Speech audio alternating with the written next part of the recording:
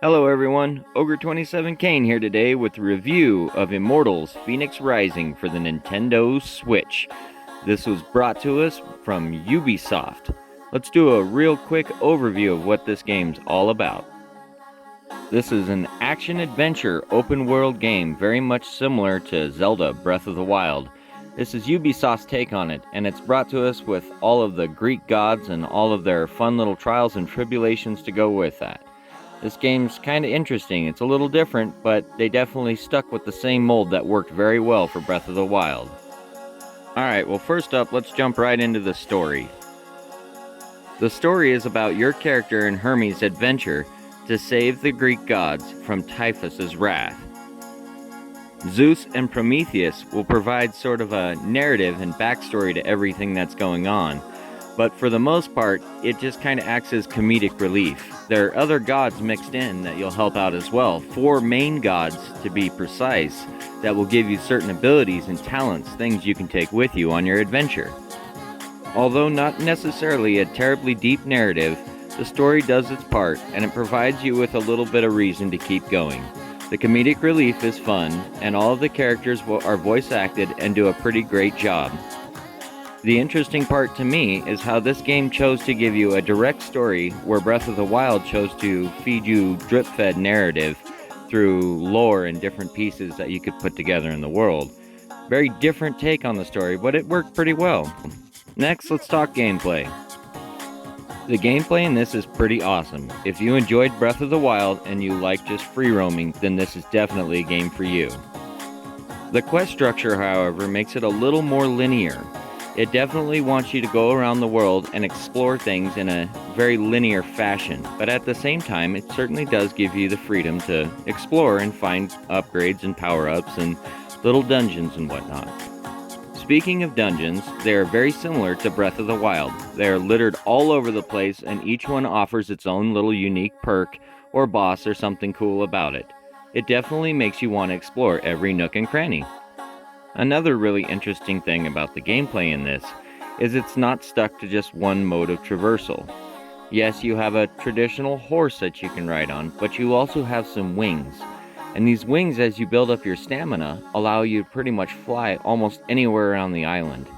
I love having the use of flight in a free roam open world game. It really makes it unique. The last thing I'll say about gameplay is that the blending of genres worked absolutely perfect in this. I applaud their efforts. Well, let's talk some graphics and animations. I actually think that this game is absolutely beautiful. I love the art style, and I love everything they've done with it. It only runs at about 30 FPS on the Switch, but it's fairly consistent. Yeah, you can see some frame hiccups from time to time, but nothing that really stops you from enjoying the gameplay. The animations themselves are all well done and are all very smooth. I didn't really have any issues with any of them either. Everything looked really good. Alright, well let's look at some crafting and upgrading options. First up, we have Aphrodite's Beauty Chair. Nothing but cosmetics there, folks. Next, we have the River of Styx Cistern. This allows us to use our coins of Charon. After that, we have the Bench of Zeus. This allows us to use our Zeus's bolts to upgrade our stamina. Following that, we have the Calyx of Athena. This allows us to use Ambrosia to extend our health bar. Following that, we have the Forge of Hephaestus. This allows us to use weapons we found in the world to upgrade our weapons and armor. Then, we have the Cauldron of Circe. This allows us to make potions, health, stamina, strength, and defense. And last is Hermes' Heroic Task Board. This is basically daily tasks, little mini quests, and all kinds of cool things you can do to get free perks and upgrades. Scouring the world for all the unique forms of currency is definitely part of the fun with this game. Alright, well let's talk some controls. The controls in this game are pretty standard fare for an action-adventure game, but they do their job well and they are fairly responsive. There is a little bit of time delay with doing all of your combat actions, but you kind of learn how it all works as you go. All of the unique actions they need you to perform in this game are all handled fairly well. All of the buttons are next to each other in terms of what you need to perform, and nothing feels like you're having to stretch across the controller to get anything done.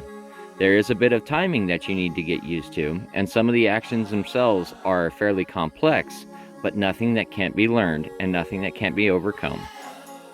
The only other thing I want to say about controls is that there is a bow mechanic, and the bow mechanic has a certain amount of sensitivity to it that can kind of mess with you in your usual movement of the game, but you'll get used to it.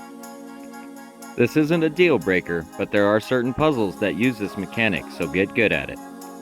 Alright, well let's talk about some combat. The combat in this game to me is pretty fun. The first thing I certainly want to mention is that none of your weapons break or have any degradation. That to me is awesome. I really can't stand that about Breath of the Wild, and it's the one thing that I wish would not be in Tears of the Kingdom. Although having a standard fare of light and heavy attacks, there is certainly an extra dimension with learning new combos and using your aerial moves to your advantage as well, including using the bow and arrow, which gives you more combat options and more unique movesets. As you can see, the combat is very fast-paced.